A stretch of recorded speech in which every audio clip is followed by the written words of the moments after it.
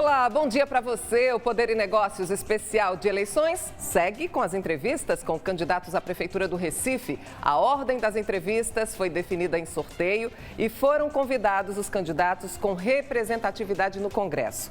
Hoje recebemos aqui no estúdio o candidato João Campos, que concorre à reeleição pelo PSB, o Partido Socialista Brasileiro. Candidato, bom dia, bem-vindo. Fique à vontade. Obrigada por estar com a gente neste domingo para falar de um tema tão importante, eleições e futuro do Recife. Gente, João Campos é engenheiro civil. Em 2016 foi chefe de gabinete do ex-governador Paulo Câmara. Em 2018 foi eleito deputado federal com a maior votação da história de Pernambuco. Em 2020, eleito prefeito do Recife quando tinha 27 anos, o mais jovem prefeito de uma capital brasileira. E agora disputa a reeleição. Candidato, o que o motiva nessa nova disputa pela Prefeitura do Recife? Meire, bom dia, saudar você, todos que nos acompanham, dizer da alegria de estar aqui, de poder falar do mandato, falar da eleição. E essa é uma pergunta fundamental. O que motiva a disputar uma eleição? Primeiro, eu fico muito feliz com as realizações que nos trouxeram até aqui, os trabalhos, as entregas, obras, investimentos na cidade.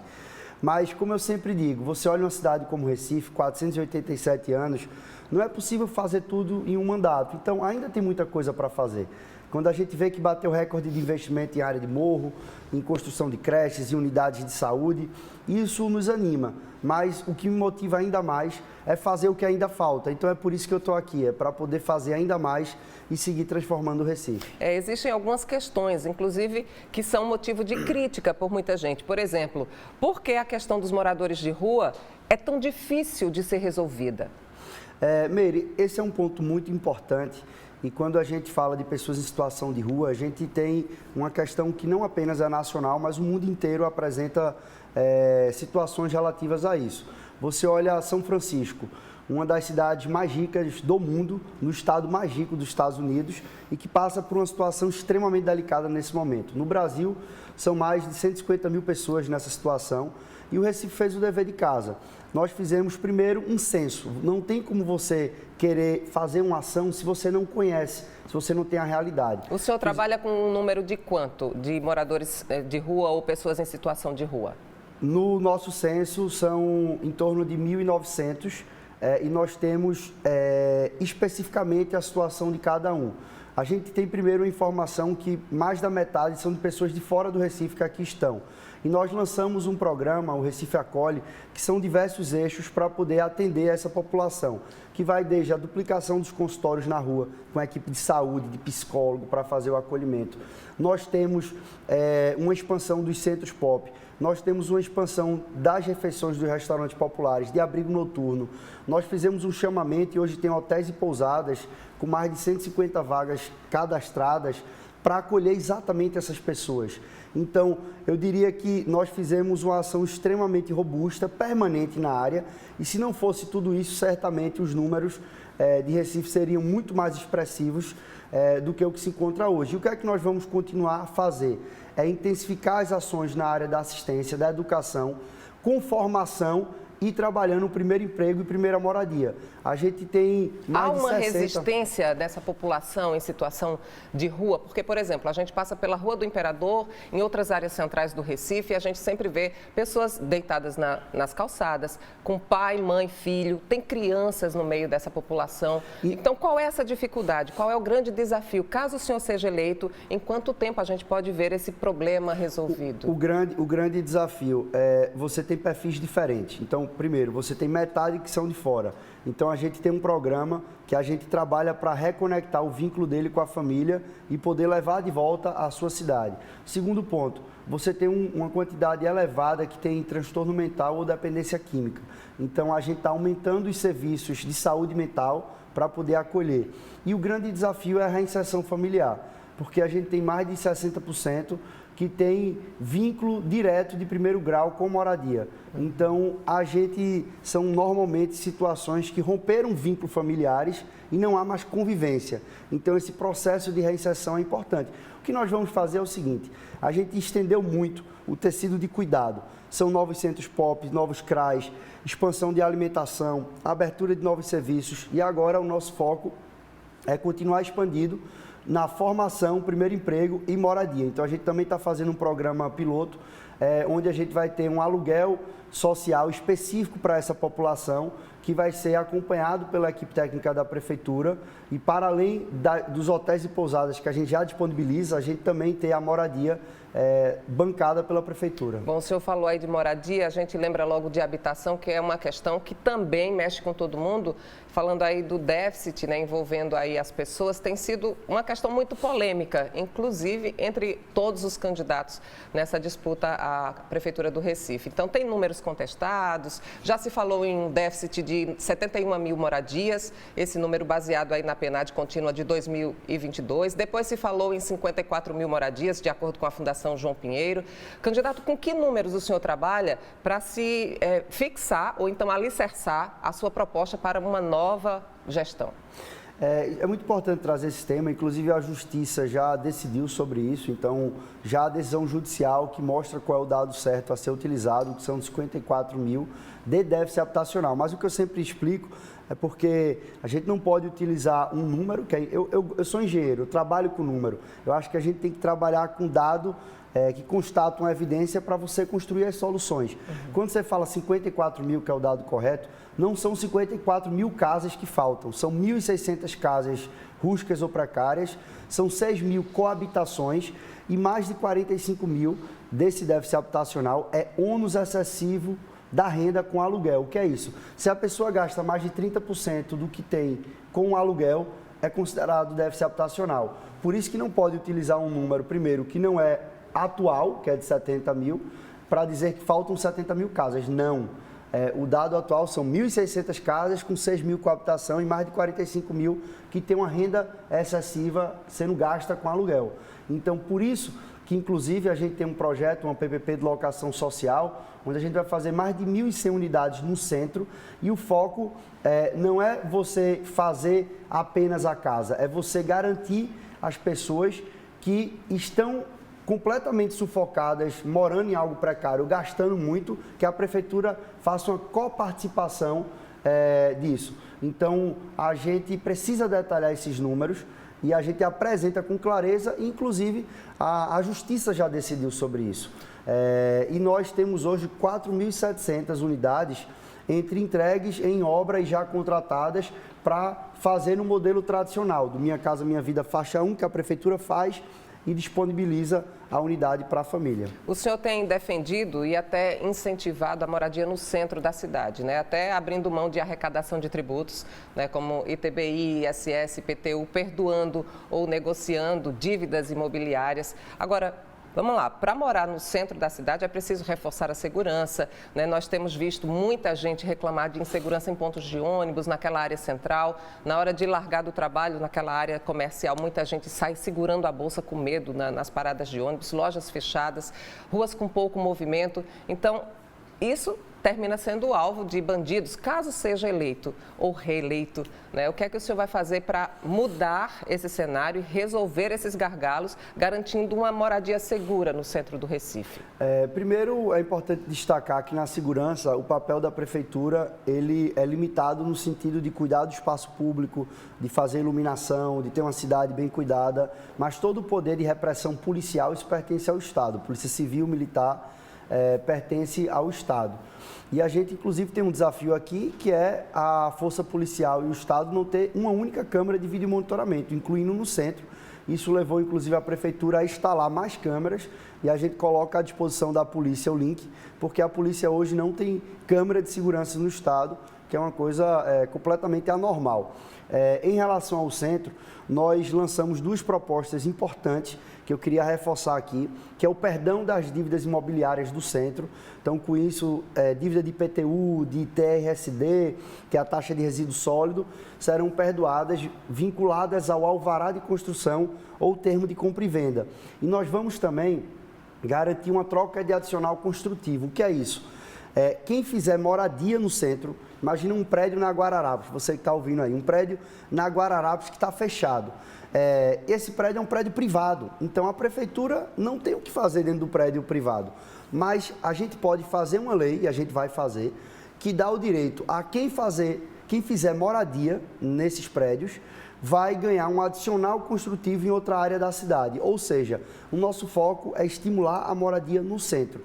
E junto com isso, um plano de investimento público de longo prazo na área pública. Então é como se o privado vai fazer os investimentos nos prédios privados e o público vai fazer o investimento na área pública. Então, requalificação das calçadas, reforço de iluminação, requalificação de praça. E com isso eu não tenho nenhuma dúvida. Quando a gente leva a moradia, todo o serviço, as pessoas passam a conviver, então isso tem todo o efeito. A moradia chegar, por isso que o nosso foco vai ser na moradia e a gente entendendo o que o mundo já fez, cidades importantes fizeram, nós vamos conseguir. Não deu tempo de fazer nos 4 anos. Nós demos os primeiros passos, a gente fez o Recentro, então a gente tem uma lei de incentivo garantida, são mais de 380 milhões de investimentos públicos feitos, então aqui você tem privados feitos e 130 milhões de investimento público. A gente tem um novo hotel que chegou, um centro de convenções de grande porte, uma marina internacional, um retrofit, o maior do Nordeste, que é o Moinho Recife, um hotel da Hilton sendo construído na Rua da Guia, investimento público tem o Mercado São José, a gente tem um investimento do Parque das Esculturas, do Cais da Aurora, a gente tem obras de drenagem na Rua Imperial, na Avenida Sul, na Conda Boa Vista, que ficava uma verdadeira piscina, reforço de iluminação, em câmara, então muita coisa foi feita. Agora, o grande desafio é a gente dar uso aos imóveis privados. Porque o que você vê de prédio, loja fechada no centro, não é público, é privado. Então, o que a prefeitura tem que fazer é dar a mão, ajudar a realizar uma ação de interesse público nos imóveis que estão hoje fechados privados. E no entendimento da cidade é moradia. A gente tem que levar as pessoas para morar no centro. Bom, falando em levar, em ir e vir, vamos falar de mobilidade, né? Porque tem a questão do trânsito no Recife, que é outro assunto que tem mexido muito com o povo. Candidato, a qualquer hora do dia, a gente fica preso, né, no trânsito, em ruas, em avenidas do Recife, sempre lotadas. Né? A gente também vê muitas pessoas perdendo tempo nos engarrafamentos, na espera pelo ônibus, transporte público, muita gente reclamando. E aí aqui, gente, eu quero citar o relatório Global Move It, que é um aplicativo de mobilidade urbana sobre transporte público, por exemplo, que apontou que o Recife tem o maior tempo médio de espera no país, com 27 minutos. E aí, seguido de Belo Horizonte, Brasília, Salvador.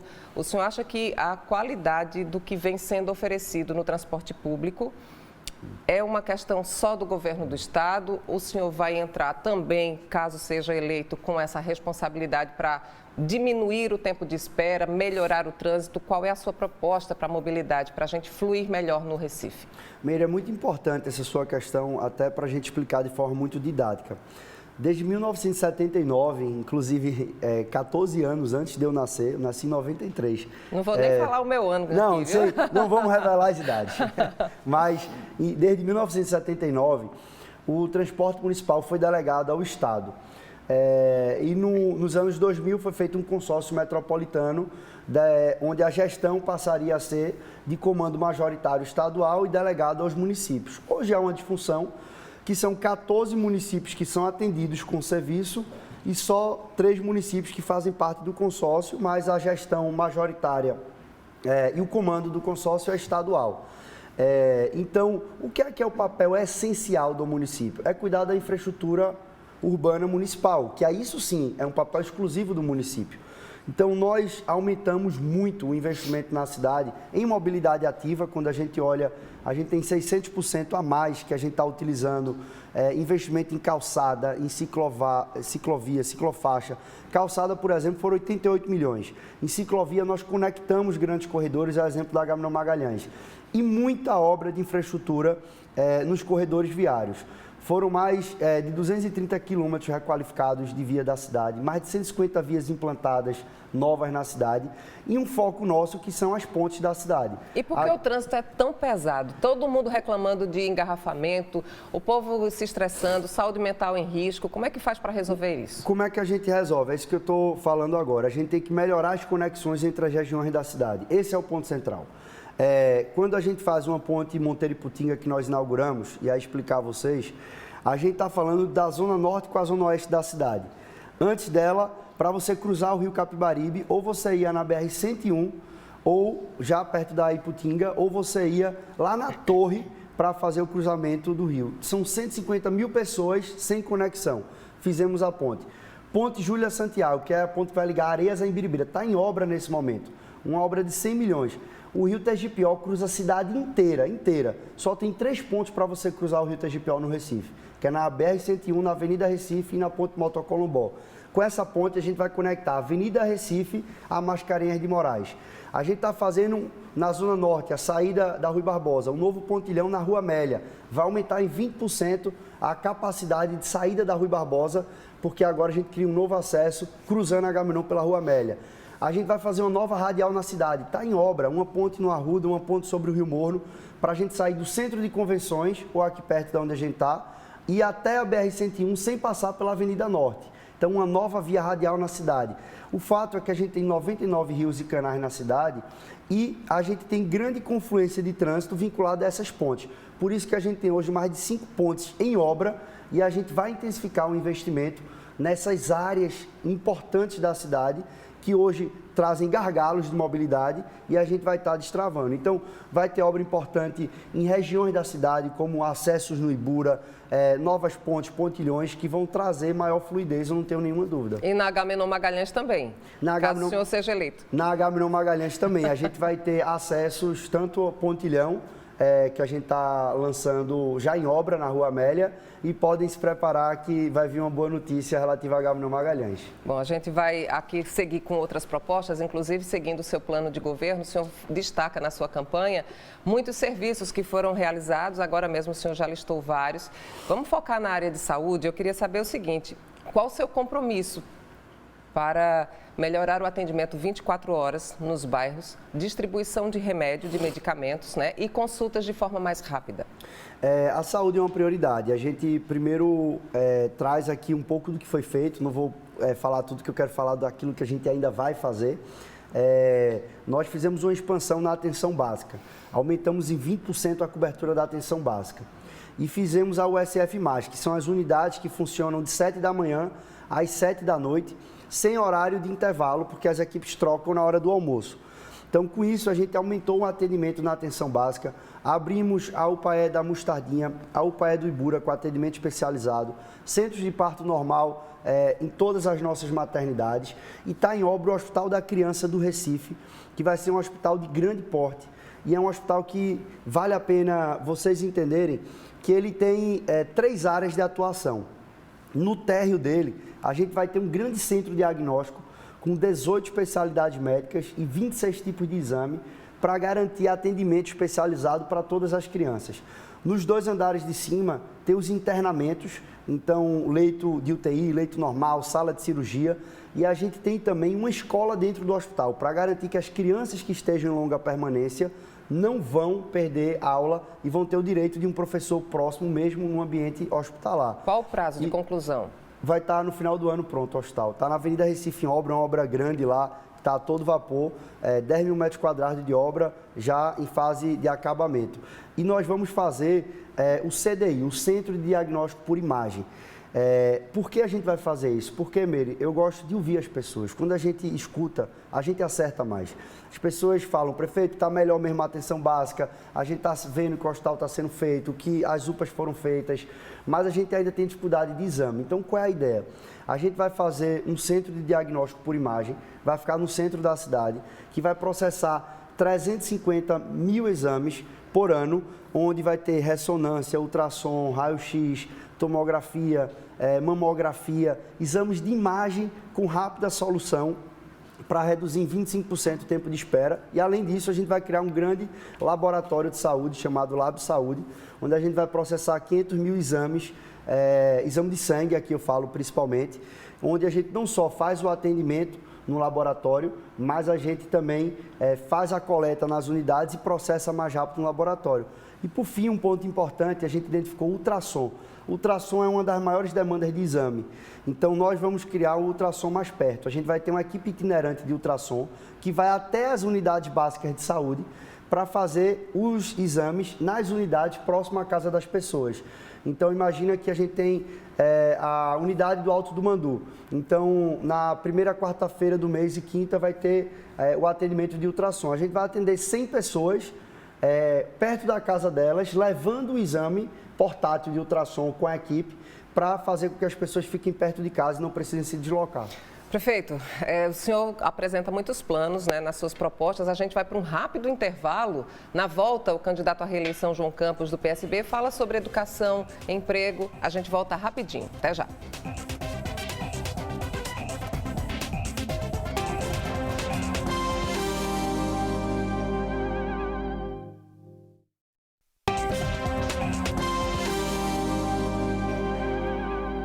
Estamos de volta com o Poder e Negócios, hoje recebendo o candidato João Campos, do PSB, que disputa a reeleição à Prefeitura do Recife.